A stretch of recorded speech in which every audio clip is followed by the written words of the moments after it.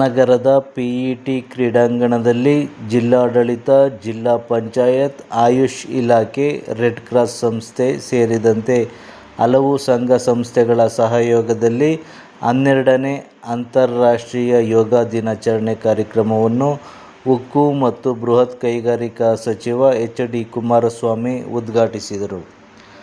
ನಂತರ ಮಾತನಾಡಿ, ವಿಶ್ವದ ಎಲ್ಲ ಭಾಗದಲ್ಲೂ ಯೋಗ ದಿನ ಆಚರಿಸುತ್ತಿದ್ದು, ಯೋಗ ಪ್ರಾಚೀನ ಪರಂಪರೆಯಿಂದ ಬಂದಿರುವಂಥದ್ದು. ಆರೋಗ್ಯ ಮತ್ತು ಧ್ಯಾನವನ್ನು ನಮ್ಮ ಜೀವನದಲ್ಲಿ ಅಳವಡಿಸಿಕೊಂಡಲ್ಲಿ ಉತ್ತಮ ಜೀವನ ಸಾಧ್ಯ ಎಂದು ಹೇಳಿದರು. ಕಾರ್ಯಕ್ರಮದಲ್ಲಿ ಪುರುಷೋತ್ತಮ ನಂದನಾಥ ಸ್ವಾಮೀಜಿ, ತ್ರಿನೇತ್ರ ಮಹಾಂತ ಶಿವಯೋಗಿ ಸ್ವಾಮೀಜಿ, ಜಿಲ್ಲಾಧಿಕಾರಿ ಡಾ.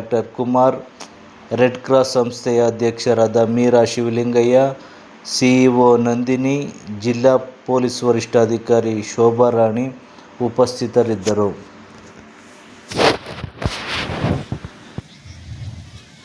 ನಿಮ್ಮ ಬಲಪಾದವನ್ನು ಎಡತೊಡೆಯ ಮೂಲ ಭಾಗಕ್ಕೆ ಇಟ್ಕೊಳ್ತಾ ಒಮ್ಮೆ ವಕ್ರಾಸನ,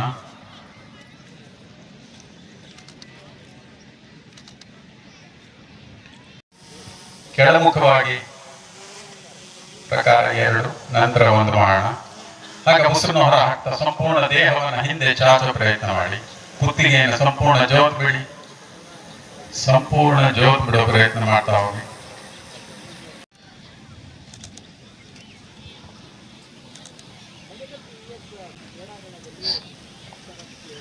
ಸ್ಥಿತಿ ಉಷ್ಟ್ರಾಸನಕ್ಕೆ ಬರೋಣ. ಮಂಡಿ ಮೇಲೆ ನಿಲ್ಲೋಣ. ಪ್ರಕಾರ 2 ಮಾಡೋಣ. ಫಸ್ಟ್ 2 ಹಸ್ತಗಳನ್ನ ಹಸ್ತವನ್ನ ಪಾದದ ಪಕ್ಕದಲ್ಲಿಡೋ ಪ್ರಯತ್ನ ಮಾಡಿ. ಮುಂಚೆ ಮಾಡಿದಾಗ ಪಾದ ಕೆಳಗಿಟ್ಕೊಂಡಿದ್ರಿ, ಈಗ ಪಕ್ಕಕ್ಕೆ ಇಡೋ ಪ್ರಯತ್ನ ಮಾಡಿ. ನಿಧಾನ ಕೆಳಗಿಸೋಣ. ಮತ್ತೊಮ್ಮೆ ಉಸಿರು ತಗೊಳ್ತಾ ಮೇಲೆ, ಉಸಿರು ಬಿಡ್ತಾ ಹಾಗೆ ಎಡ ಹಸ್ತವನ್ನ ಕೊಪ್ಪಲ ರೇಚಕ,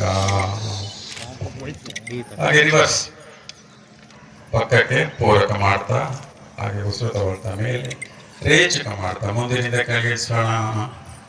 ಪಕ್ಕದಿಂದ ಮೇಲೆ ಉಸಿರು ತಗೊಳ್ತಾ ಹಾಗೆ ಉಸಿರನ್ನು ಹೊರ ಹಾಕ್ತಾ ಸಂಪೂರ್ಣ ಮುಂದಿನಿಂದ ಕ್ಷಣ. ಮತ್ತೊಮ್ಮೆ ಪೂರಕ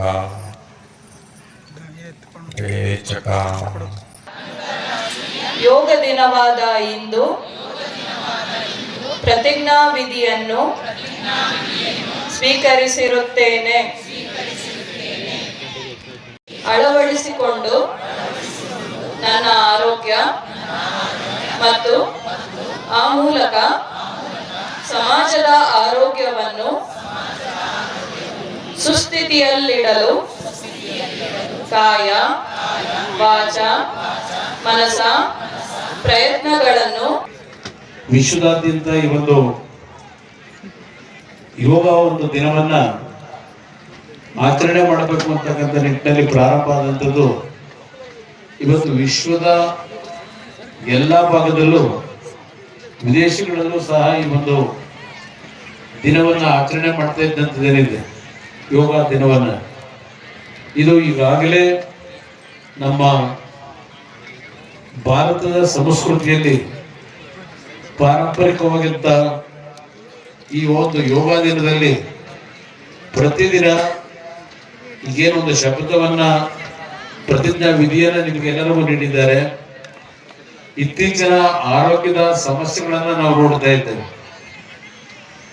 ಯೋಗ ಅಂತಕ್ಕಂಥದ್ದು ನಮ್ಮ ದೇಶದ ಒಂದು ಅತ್ಯಂತ ಪ್ರಾಚೀನ ಪರಂಪರೆ ಅಂತಕ್ಕಂಥದ್ದನ್ನು ನಾವೇನು ಹೇಳ್ತೇವೆ. ಹಲವಾರು ಋಷಿಮುನಿಗಳ ಒಂದು ಈ ಒಂದು ದೇಶದಲ್ಲಿ ಈ ಆಚರಣೆಯನ್ನ ಮಾಡ್ತಕ್ಕಂಥದ್ರ ಮುಖಾಂತರ ನಮ್ಮ ಆರೋಗ್ಯ ಮತ್ತು ಧ್ಯಾನ ಎರಡನ್ನೂ ನಾವು ಇವತ್ತು ಸರಿಯಾದ ರೀತಿಯಲ್ಲಿ ಜೀವನದಲ್ಲಿ ಅಳವಡಿಸ್ಕೊಂಡಾಗ ಅತ್ಯಂತ ಉತ್ತಮವಾದಂತಹ ಆರೋಗ್ಯವನ್ನು ಪಡೆಯಲಿಕ್ಕೆ ಸಾಧ್ಯ ಇದೆ. ಬೆಳಗ್ಗೆ ಎದ್ದು ನಾವು ಒಂದು 15-20 ನಿಮಿಷಗಳ ಕಾಲ ಯೋಗವನ್ನ ಮಾಡ್ತಕ್ಕಂಥದ್ರ ಮುಖಾಂತರ ನಿಮ್ಮ ಒಂದು ಆರೋಗ್ಯವನ್ನ ಸುಸ್ಥಿತಿಯಲ್ಲಿ ಇಡಲಿಕ್ಕೆ ಅವಕಾಶಗಳಿದೆ.